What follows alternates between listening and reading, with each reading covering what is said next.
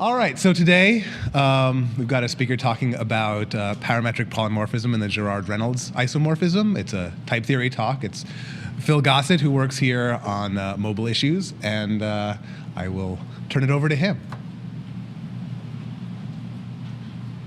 Okay, thanks. So just to give a brief outline, we're going to talk a little about the early history of type theory, and then move on to a particular type system called Hindley-Milner type system and various issues related to it. Then we'll move on to a discussion of the distinction between parametric polymorphism and what's called ad hoc polymorphism, and a particularly nice construction of the latter called typeclasses, which is featured in the Haskell programming language, which will be used as an example throughout the talk. Then we'll move on to the Curie Howard isomorphism, which is basically the notion of types as theorems and programs as proofs. And then finally, the bulk of the talk will be on the Girard-Reynolds isomorphism, which is a somewhat miraculous isomorphism between types and programs. So first, the origins of type theory. So pretty much everything in computer science began with Frege, and in particular he was one of the first to work on the notion of formal languages for pure thought. And this has all sorts of interesting implications. A lot of this carries over to the present day. This was 128 years ago, so a long, long time ago. And this sort of led to the notion that, well, maybe you can prove the consistency of arithmetic. And in fact, Hilbert at the turn of the century had his 10 and then 23 problems for the next century, and the second of those was proving the consistency of arithmetic, and that sort of evolved into Hilbert's program, which was an attempt to axiomatize all of mathematics and prove its consistency. So fairly shortly thereafter, they started running into trouble, and one of the first instances of this was Russell's paradox, which was presented in a letter to Frege, which basically involves the issue of, well, what about sets of all sets that do not contain themselves as members? If you think about that for a few seconds, there's an obvious contradiction there, and you know you can't satisfy this requirement. So what to do? So Russell stewed on this for several years and eventually came up with the notion of type theory. And this is actually the origins of type theory and pretty much carries over to the modern day, including a lot of the terminology. So the idea was to try and fix this problem by having a hierarchy of types. So the way he put it was no totality can contain members defined in terms of itself. And if you think about this for a few minutes, you'll see that this solves the problem of the paradox. It eliminates the paradox. So everybody was feeling really good about this, and Russell and Whitehead went on very shortly thereafter working on the Principia Mathematica, which was an attempt basically to do what Hilbert was talking about, to derive all mathematical truths from nothing, from fundamental principles. And this involved, as you might guess, a system of types, a very elaborate one. And just to give you some idea of how elaborate, there were 3 volumes in the total Principia. The first volume took about 400 pages to prove that 1 + 1 = 2. Okay, and the Principia ran on to thousands of pages. There were 3 volumes. They were planning a 4th, but they sort of gave up on it. They spent 17 years on this, and it was just too much.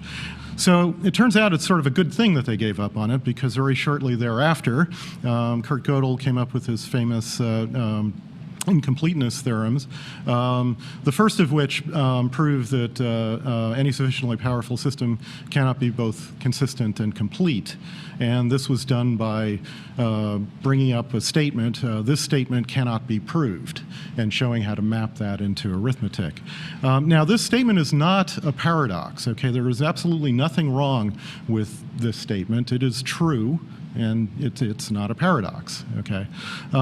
So very shortly thereafter, in fact in the same year, in a 1-page paper, Gödel went on to prove that arithmetic cannot prove its own consistency. And that was pretty much the death knell for Hilbert's program. So in a real sense, type theory was kind of a miserable failure. It was sort of an attempt to prove the consistency of arithmetic, and that turned out to be a fool's errand. Okay. Happily, though, type theory has other uses. So in particular, we'll be talking about one type system called the Hindley-Milner type system. And just to give you some idea of the syntax of this, we'll take an example from a thing called combinatory logic. And this was invented by Moses Schoenfinkel, who's one of the unsung heroes of computer science, in my opinion. He invented the notion of what became called currying, which is basically the idea that you can represent any function of however many arguments with functions of a single argument. And the idea is that the function of the first argument returns a function of the second argument, which returns a function of the third argument, and so on. So using this, you can build up arbitrarily complicated functions.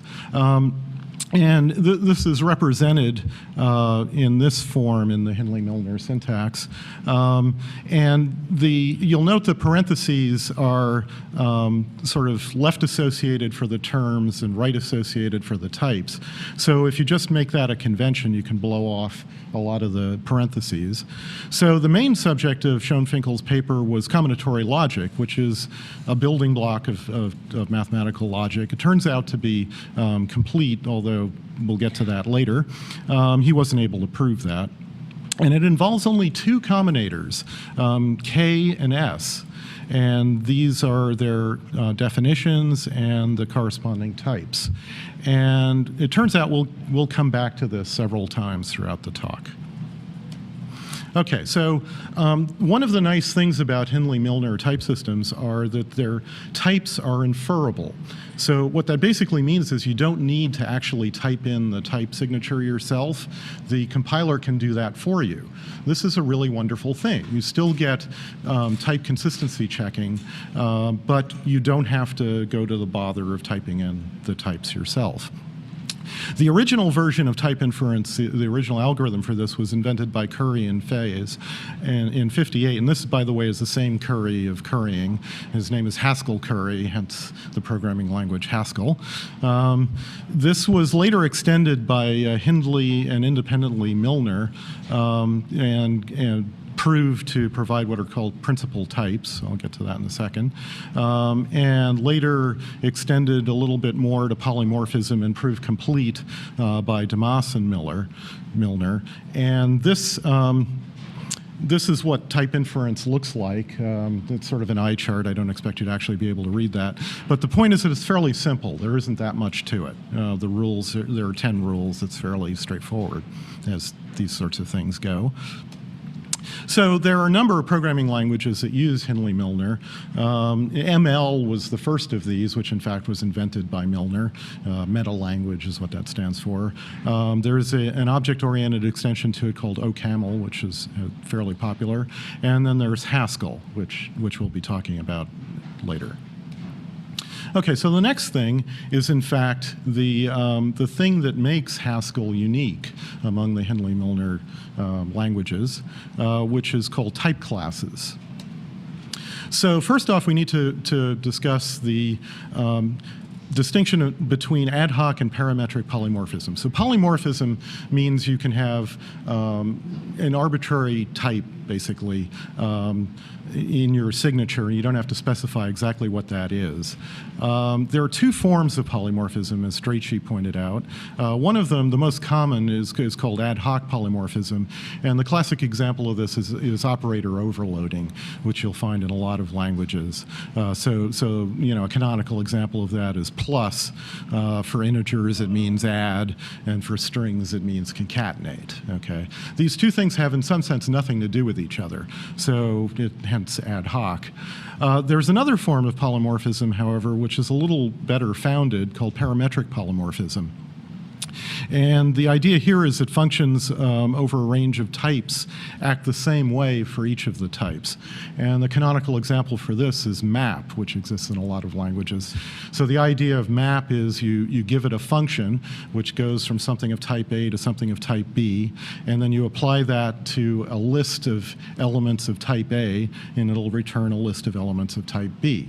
Okay, so the thing that makes this parametrically polymorphic is that you don't need to know anything about the A and the B. This will work for anything, okay?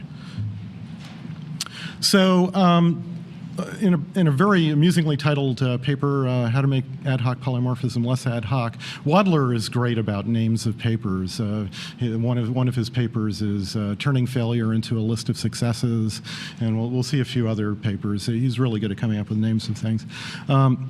So just to make a few distinctions clear, in object-oriented program, we have objects carrying pointers to a dictionary of methods. And this basically is implementing ad hoc polymorphism, so there are no constraints on what you can do there.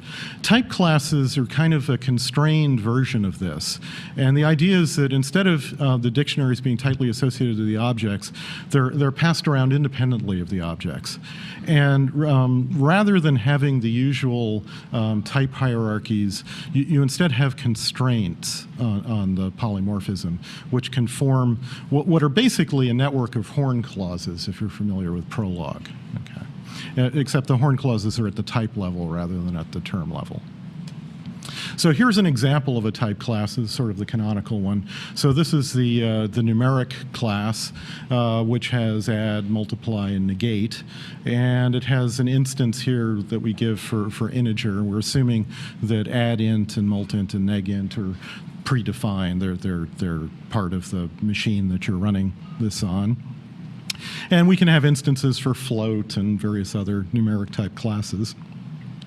So a little fragment of code here, whoops, for square can be polymorphic, but you need the constraint that the types of the input and the output are both numeric for this to make sense.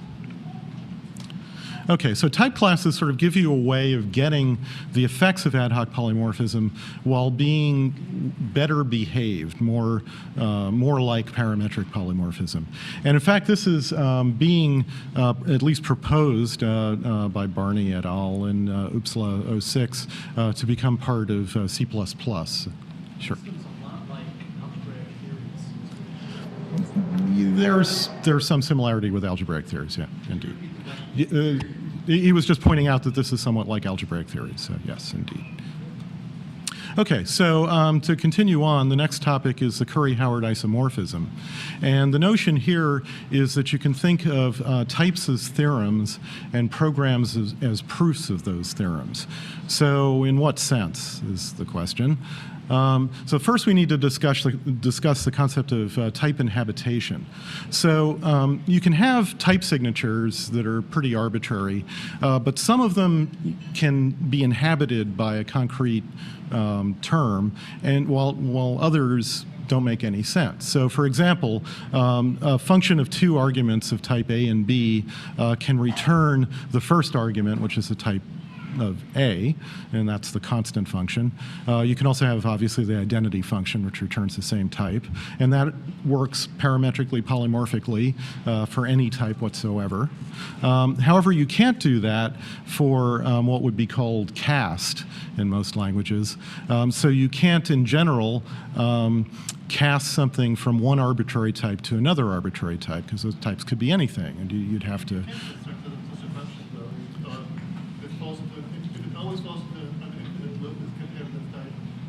So the question was, sometimes you can do this, and indeed sometimes you can, but you need to constrain your types further. This couldn't work in general, okay? Certainly you would agree that there's no generalized cast function that will work for anything at all.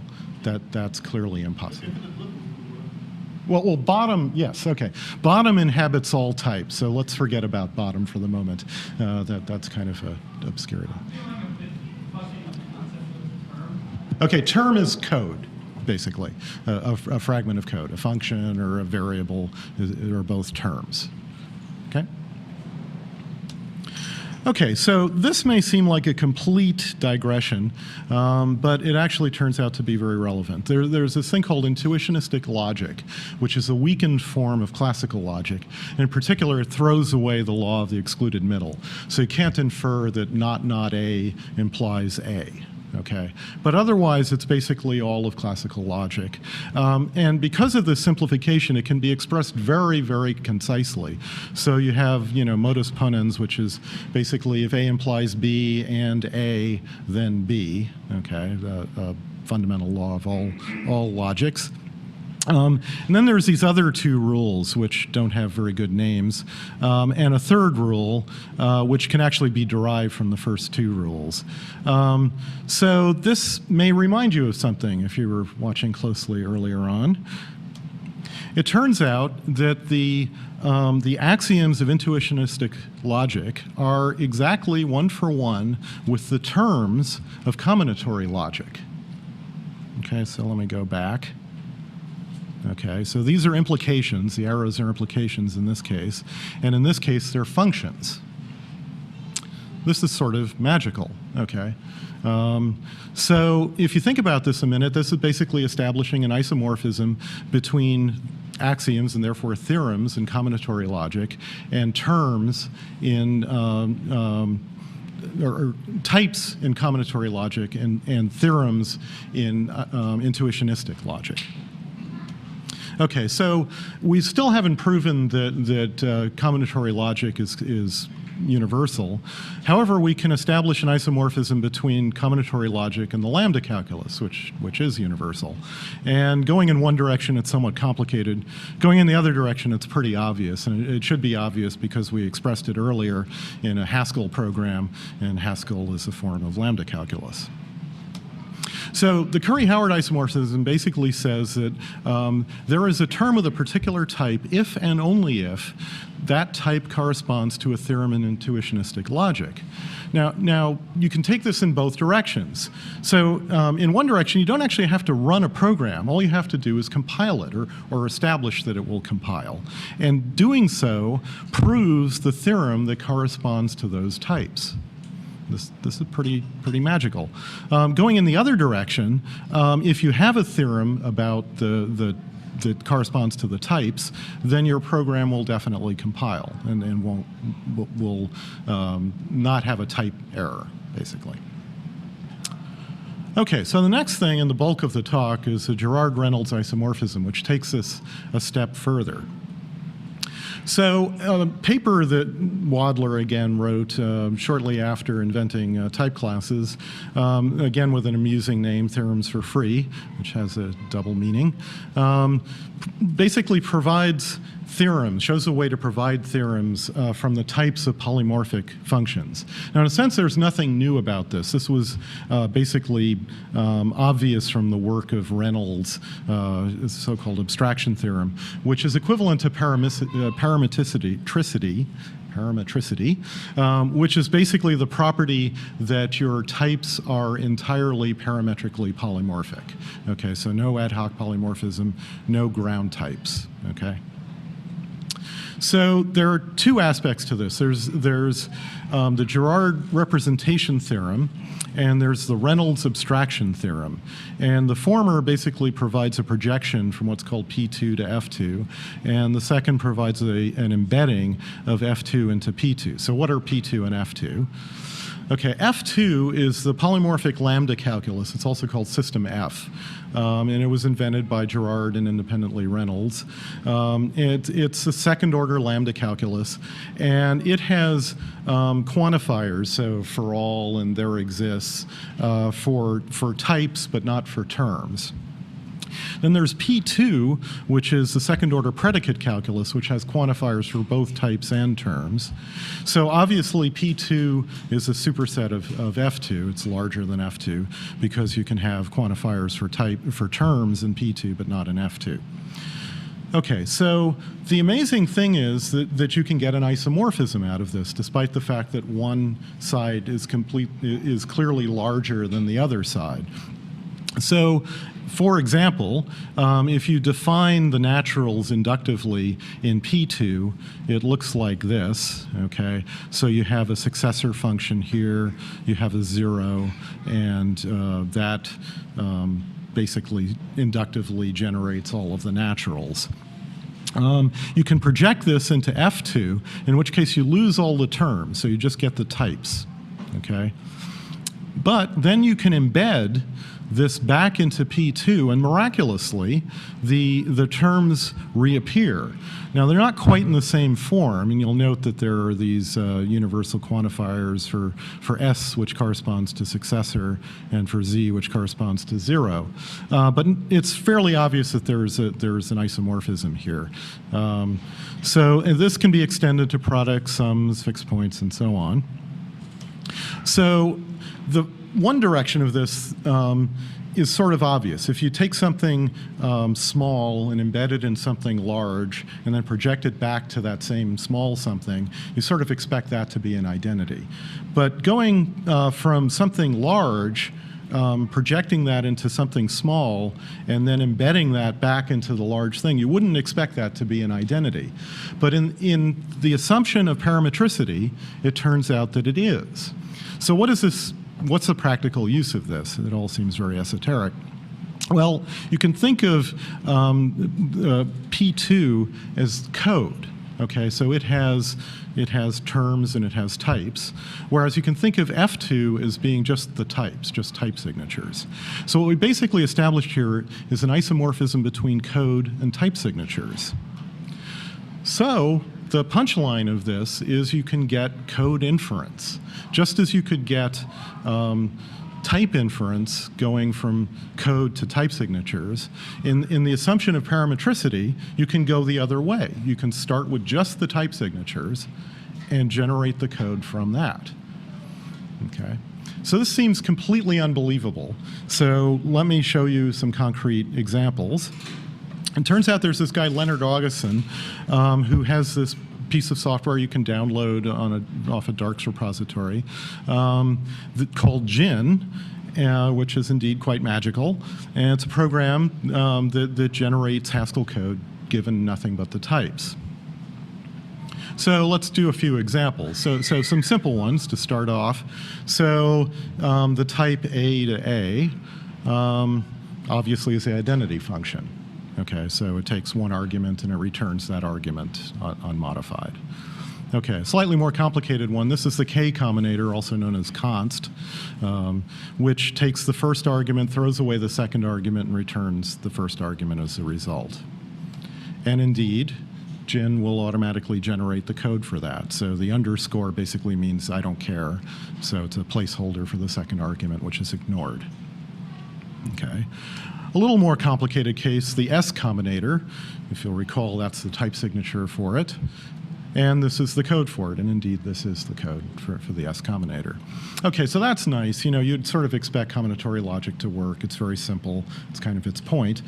So let's try something a little more complicated. So something that sort of makes my eyes bleed, I have to confess, is continuation passing style coding. So this is the Haskell way of defining a continuation, and the return C function basically constructs the continuation. And if you give it this type, it will generate the code that in fact will construct that continuation.